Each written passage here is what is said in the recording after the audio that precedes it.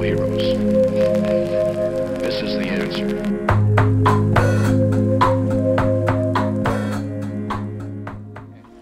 Hi, my name is Stefan Trilling. I just bought this property here in Tunbridge, Vermont. We're living in this beautiful 10-acre setting with lots of trees, lots of rocks, a beautiful river flowing through. We have natural springs, artesian springs coming through the property.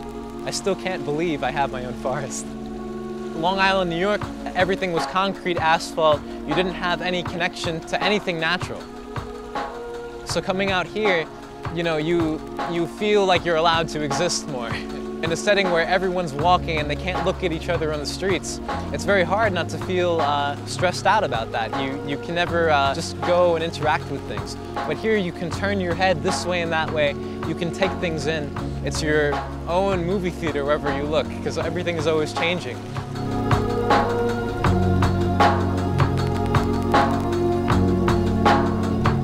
So we live in a small cabin. It's really lovely. You have a field, a big like 1-acre field coming to the cabin, and you're in this plain, these plains with high grasses. And then you walk through the cabin and you can walk out the back door and then you're in a forest. You have a small kitchen area, a little living space, and a loft to sleep in. It's really not much, but it's what you need to live. It's about 200 square feet total. 10 acres in Vermont for not much money, $30,000. We have a lot of hiking trails going up the mountain, and I love to walk them. You know, it's a great morning ritual to walk up to see the sunrise and do one of the forms. I was picking birch bark to start a fire, for instance, not just using newspaper, but that's fine too. The birch bark is all around in these woods, and you don't want to pick from the living trees, otherwise you'll damage the tree. But from the dead trees, it peels right off like toilet paper. And it burns better than firewood. You can burn your wood through birch bark. It's quite amazing. There's wild mushrooms all around that you can pick and eat. I still have to learn more about that. I'm not comfortable picking wild mushrooms yet. You can pick plants like Trillium. Those are pretty rare. You don't want to pick too many. I sit by the fireplace at night and play guitar with my partner Melinda. I find my joy in the simple things coming from the earth. I find my joy in the Sunday shine and the water that sings to me. Listen to the wind and listen to the water, hear what they say. Listen to the wind and listen to the water, hear what they say. They're singing hey ya, hey ya, hey ya, hey ya, hey ya, hey ya, ho. They're singing hey ya, hey ya, hey ya, hey ya, hey ya, hey ya, ho. Listen to the people, listen to their voices, hear what they say. Listen to the people, listen to their voices, hear what they say.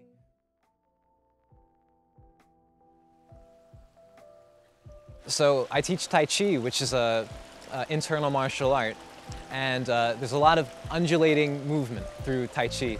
Every part of the body when you start doing Tai Chi is very stiff, and as you do the movements you feel more and more discouraged because you feel how stiff you are and how you've gotten tense over the years. When you were a child, when I was a child, I wasn't tense. I was born into the world and everything was new. And it was a beautiful way to interact with the world because there was nothing to hold on to. You didn't have any negative mental associations with anything. You could just experience the raw sensory input of life. And as you got older, you learned things, and you learned what you didn't like and what you liked, and you were also taught what to like and what not to like. And you were taught to interact with things in a tense way.